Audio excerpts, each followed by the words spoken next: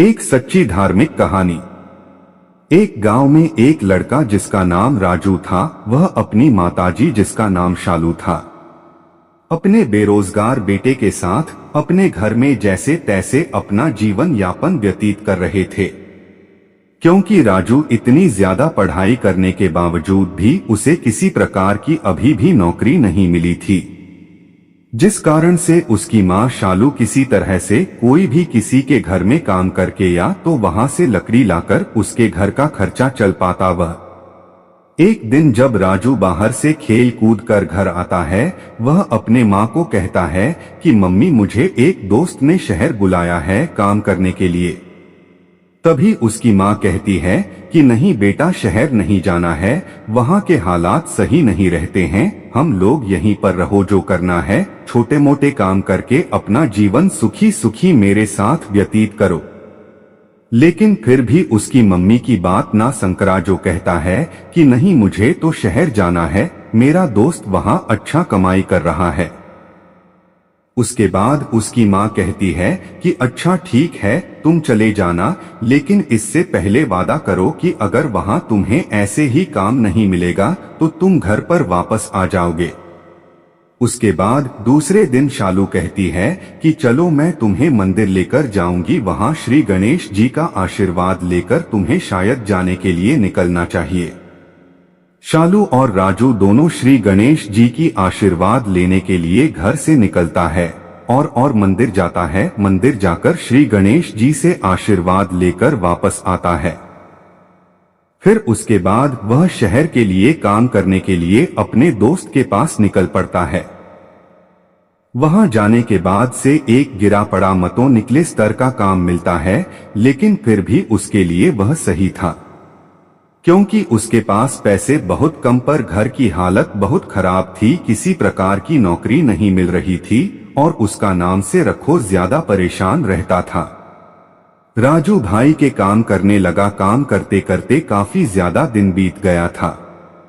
बीच बीच में राजू अपने मम्मी को अपने दोस्त के द्वारा उसे मोबाइल पर फोन करके अपनी मम्मी से बात कर लिया करता था।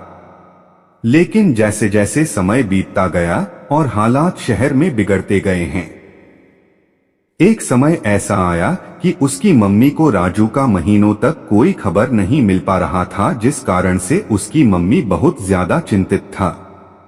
उसके बाद होगा राज्य के दोस्त के घर मिलने जाता है और कुछ पाया गया जो का क्या हाल चाल है। बहुत दिनों से ना तो उन्होंने पैसे भेजे और ना ही फिर बातचीत किया है। तू ही राजू का दोस्त कहता है कि राजू शहर में अपना काम करने के लिए सेठ से कुछ पैसे उधार लिए थे, लेकिन काम सही नहीं होने के कारण वह पैसे सारा खत्म हो चुका है। अभिषेक जी उसे पकड़कर जबरदस्ती काम करवा रहे हैं, इसी कारण से वह बहुत दिनों से बातचीत नहीं कर रहा है और घर आने के बारे में सोच भी नहीं रहा है। उसके बाद राजू की मम्मी आलू जी शहर की तरफ चल पड़ती है और कहती है कि मैं जा रही हूं अपने बेटे से मिलने के लिए। जिसे वह अपने बेटे के पास पहुंचता है, राजू अपनी मम्मी को देखा कहता है कि मैं तो यहाँ पर हूँ और आप भी आ गए यहाँ मुश्किल हालात में जीने के लिए। उसके बाद शालू कहती है कि ऐसी कोई बात नहीं है, मेरे पास बचे हुए पैसे हैं, उसे बेगमपेट से कुछ दिन की मोहलत मांग लूंगा, फिर उसे बाद में वही पैसे चुका दूंगा। उसके बाद उसे मम्मी से एक से बात करती हो कहती है कि मुझे कुछ दिनों की मोहलत दी जाए, मैं सपना सारा पैसा चुका दूंगी। फिर तो लोग अपने बेटे को लेकर गांव की तरफ निकल पड़ता है और घर में जाकर कोई अपना छोटा मोटा बिजनेस करने के बारे में सोचती है। जिसे वह बिजनेस करने के बारे में सोच ही रहे थे कि उसके घर के बाहर एक व्यक्ति आता है और कहता है कि माँ जी, आपको ज्यादा चिंतित लग रहे हैं, मुझे बताइए क्या बात है। शालू वैसा ही करती है, वह अपने घर में जलेबी की दुकान खोल देती है। रेलवे की दुकान काफी अच्छी तरह से चलने लगती है। चालू जब भी जलेबी की दुकान बोलती थी, उसके दुकान के सामने बच्चे जो किया ना होते हैं वहां जाते थे, लेकिन सालों से बिल्कुल भी अच्छा नहीं करती थी। को सब्जी अनाथ बच्चों को मदद किया करते थे, जिस कारण से वह व्यक्ति है देखकर बहुत ज्यादा खुश हो जाता था। शालू हमेशा से ही ऐसे ही काम किया करती थी। वह अनेक वाली काम तथा धार्मिक वाली काम बहुत ज्यादा किया करती थी। जो बूढ़ा व्यक्ति उसके जलेबी बनाने वाली बिजनेस में मदद किया था, वह भी आसपास देखकर बहुत ज्यादा मुस्कुराया करता था। महीने के अंत तक पहुंच गया था, बिजनेस बहुत अच्छी चल रही थी कि फिर से जलेबियां लोगों को बहुत ज्यादा पसंद आ रही थी। जो बूढ़ा व्यक्ति उसके साथ जलेबियां बनाया करता था, वह हंस जलेबियां बनाने में बहुत ज्यादा निपुण था, जिस कारण से सभी लोगों को उसकी जलेबियां काफी ज्यादा पसंद आ रही थी। मई के अंत में शालू बूढ़ा व्यक्ति से पूछती है कि 1 महीना हो गया है, हम लोग का बिजनेस तो बहुत अच्छा चल रहा है, लेकिन आपकी मजबूरी क्या होगी बताइए। सभी लोग हिसाब कर कर अपना अपना मजबूरी बांट लेंगे। तभी वह बूढ़ा व्यक्ति कहता है कि मेरा ना ही इस दुनिया में वही है और ना ही मुझे मरते वक्त धन इकट्ठा करने की जरूरत है।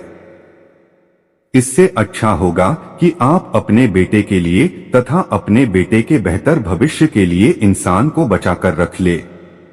तू उस व्यक्ति से कहती है कि क्या आपने जो मेहनत किया है उसके बदले में कुछ भी नहीं लेंगे। तभी वह बूढ़ा व्यक्ति कहता है, मेरा तो काम ही है लोगों का मदद करना। तुम जो अपने हिस्सों में से अनाथ बच्चों तथा बेसहारा लोगों को खाना खिलाया करती है, यह बात मुझे बहुत पसंद आती है और यही मेरी मजदूरी है। उसके बाद शालू कहती है कि अच्छा आप कौन है जो सबकी मदद करते हैं। कोई भी भगवान श्री गणेश तुरंत अपने प्रकट हो जाते हैं और उस बुढ़िया के सामने प्रकट जाता है। शालू देखकर आश्चर्यचकित रह जाता है और वह हमेशा उसी दिन से भगवान श्री गणेश जी की पूजा आराधना में बहुत ज्यादा विलीन हो जाता है। अब तो उसकी अच्छी खासी बिजनेस चल रही थी और फिर राजू भी अपना अलग काम करने के बारे में सोचने लगा था, जिस कारण से उसका घर परिवार अच्छी तरह से गुजर बसर होने लगा था। आगे चलकर राजू ने शादी करने का फैसला किया। साधु उस दिन बहुत खुशी दे क्योंकि उसकी बेटी की शादी होने वाली थी। इसी तरह से तीनों लोग एक परिवार बनाकर सदा के लिए एक साथ रहने लगे थे।